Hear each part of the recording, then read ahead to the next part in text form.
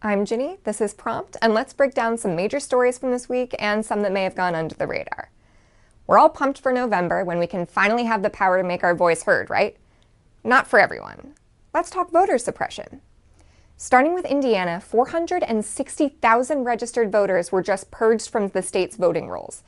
Majority of this 500,000 people are identified as having moved, but there's no evidence that they actually did move other than they didn't vote a couple times. And this all blatantly went against a court order from June that ordered the state to stop using a cross-check list from Kansas Secretary of State Chris Kobach. This cross-check is extremely inaccurate, and states have been opting out of it since 2014. A report by researchers at Stanford, Harvard, University of Pennsylvania, and Microsoft found cross-check results to be inefficient in identifying cases of voter fraud, saying, quote, "We find that cross-check's proposed purging strategies would eliminate about 300 registrations used to cast a seemingly legitimate vote for every one registration used to cast a double vote." And if someone is on a cross-check list, they often get a postcard, which can look like junk mail, and if they don't return it, they lose their vote. This brings me to Georgia, where 50,000 voter registrations have been frozen and set aside. Brian Kemp is running for governor in Georgia, where he's currently the Secretary of State, and has taken upon himself to suppress voters, majority of whom are black. These voter registrations are being held because they were flagged in the state's exact match process. This stupid system makes it so that information on a voter application must exactly match on file with the state's Department of Driver Services or Social Security Administration. So a misspelled name, a middle name not fully written out, a missing hyphen, an applicant writing road as RD period in one and RD with no period on the other are good enough reasons for a person not being allowed to vote. Kemp used an older version of this in 2016 and was sued by a coalition of civil rights groups arguing that the process disproportionately affected voters of color in the state. But after being settled, Kemp's office basically put the exact same purposeless system right back into place. Kemp's office argued that the voters flagged in the system will still be able to vote if they present identification. However, the process unnecessarily creates confusion for voters who don't know that they've been flagged, or who think a pending registration means it's pointless to show up to the polls, or who don't have an ID. And this brings me to North Dakota. This week, the Supreme Court had a chance to overturn a North Dakota voter ID law. They passed on this. The law requires residents to show identification with a street address. P.O. boxes don't count. The problem is that many Native Americans use P.O. boxes. A lot of Native American reservations don't use physical street addresses, and thus their tribal ID doesn't have one. Additionally, Native Americans represent a large portion of the homelessness population. There is an option of proving residency with supplemental documentation, like utility bills, but almost 20,000 North Dakotans don't have those documents either. Heidi Heitkamp, who is the Democratic senator who is at risk of losing her seat, said, quote, "Given the number of Native Americans who have served, fought, and died for this country, it's appalling that some people would still try to erect barriers to suppress their ability to vote."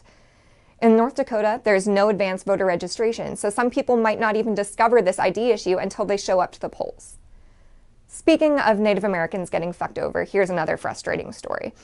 A district judge in Texas just struck down a law called the Indian Welfare Act. The act was passed in 1978 and ensured that Native American families would be given priority for Native American children that needed adoption. And this act was a win for the Native community, as it came after an ongoing history of children being taken away because parenting practices didn't follow white norms, aka people who didn't give up their cultural traditions literally had their child taken away and adopted to white families.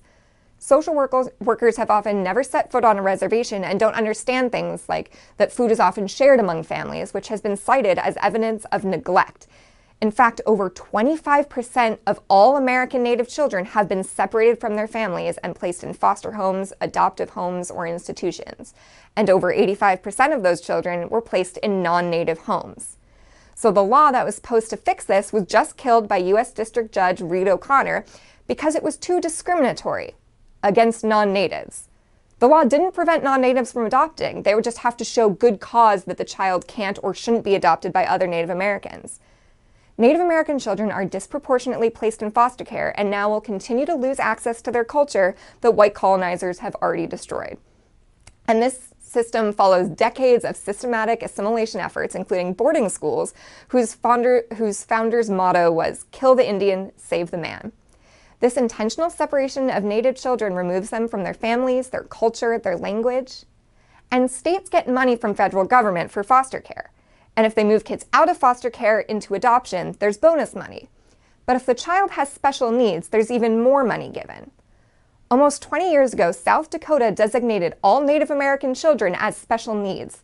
So Native American children who are permanently removed from their homes are literally worth more for state profit. This, plus the whole family separation at the border, really makes you question the whole Republican family values rhetoric. It's clear that they mean only white families are the ones worth protecting. Speaking of which, where do we stand with children at the border? We fixed that, right? Where they're being united with their families again? Wrong. It's been over 80 days since the court-ordered deadline for reuniting families. And yet, more than 500 children remain in government custody. Some children's parents were deported without them, and some of them remain in immigration detention for vague red flag reasons. The Trump administration said it met the deadline and had reunited all parents and children it deemed eligible. We just found out that more families had been separated than the administration admitted because the numbers didn't include separations of children from other family members. So if the adult traveling with the child wasn't the parent, such as the grandparent, or the actual parent couldn't prove they were the parent, the DHS separated them for fraud. The Customs and Border Protection Agency told Amnesty International that these cases of fraud haven't been counted as separations. And these fraud allegations can come right after the family declares seeking asylum, even if they came in the right way. In addition to this, some senior administration officials are discussing a policy that would keep families in detention for a few weeks and then force them to make a choice. A, stay in detention for the months or years it takes for their cases to be resolved and thus waive the rights that prevent their children from being detained indefinitely. Or B, agree to be separated so that the child can go to a less restrictive custody of Health and Human Services. This option would also mean they give up on their asylum cases and agree to imminent deportation. Reminder, there is no evidence that separating families at the border will deter more people from coming. Lastly, let's talk about Jamal Khashoggi, a Saudi journalist who lived in the US and wrote for the Washington Post. Khashoggi used to be friends with the royal Saudi family, but over time became a critic. 2 weeks ago, he went into a Saudi consulate in Turkey to get paperwork to marry his fiancée, and he never came out. Turkey and other countries believe that he was killed in the consulate and then dismembered. Turkey even says they have recordings from his Apple Watch that show he was killed.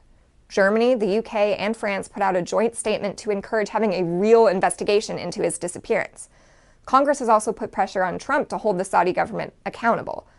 But Trump has worked hard to create close ties with Saudi Arabia, including their crown prince, who people think are ultimately behind all of this. After all, he has arrested hundreds of people for not supporting him. Saudi Arabia warned the US not to mess with anything and issue sanctions. While the Saudi government first denied anything to do with Khashoggi's disappearance, they then changed their story and claimed his death may have been an accident by a rogue operative. Trump helped with this alibi and said that it could be the act of rogue killers. But none of this seems to really add up, especially considering 15 Saudi agents with ties to the crown flew into Istanbul and went to the consulate at the time, including an autopsy specialist with a bone saw. There's also a suspicious $100 million that Saudi Arabia gave to the US for our support in Syria, which is kind of strange timing. The story seems to be updated every day, so be sure to stay tuned. If your to-do list for this week isn't super long, here are some actions for you this week. Check your state registration deadlines and ID requirements, and vote early if you can. Check to make sure your information is accurate and that you haven't been removed from voter rolls. Also, request a sample ballot and double-check where your polling place is and what the times it's open are. Finally, you can offer rides to the polls to your friends or publicly on social media. Transportation is a big obstacle for those who can't afford the extra gas or may feel unsafe voting alone. Be sure to like and subscribe to Prompt. Thanks for watching.